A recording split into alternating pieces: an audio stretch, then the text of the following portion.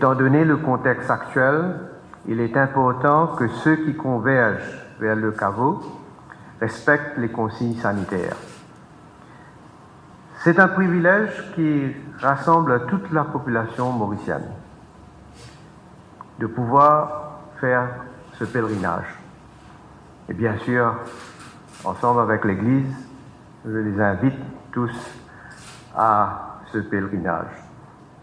Au bureau du registrar de l'État civil, nous avons entrepris des recherches minutieuses pour retracer l'acte de décès du bienheureux Père Laval.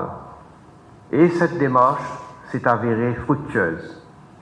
Ce fut un exercice de patience et de persévérance, et nous sommes heureux qu'il ait abouti au résultat espéré. C'est donc avec un très grand plaisir que je vais remettre à son éminence, le cardinal Maurice Piat, évêque de Port-Louis, le précieux document.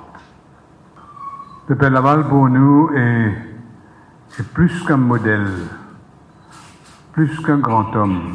C'est comme un père, un papa. Parce que, comme vous savez, il est arrivé à l'île Maurice, alors que l'île Maurice est dans une grande crise sociale. Nous savons ce que c'est que la crise maintenant. Grande crise sociale, où tous ces affranchis qui représentent une forte proportion de la population étaient laissés à eux-mêmes, sans aucune aide, sans rien. Et en s'occupant d'eux, il n'a pas fait des grands plans quinquennaux, etc. lui. Il a commencé par les écouter. Il a pris une petite bicoque dans le bord de la rue, il a laissé rentrer les gens, il les a écoutés longuement. Et puis, il les a encouragés à travailler eux-mêmes, à être eux-mêmes les artisans de leur développement. Ce qu'ils ont fait, de plusieurs façons.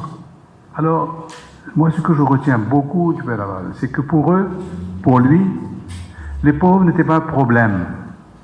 C'était une source d'énergie. Ils ont été part of the solution, not part of the problem.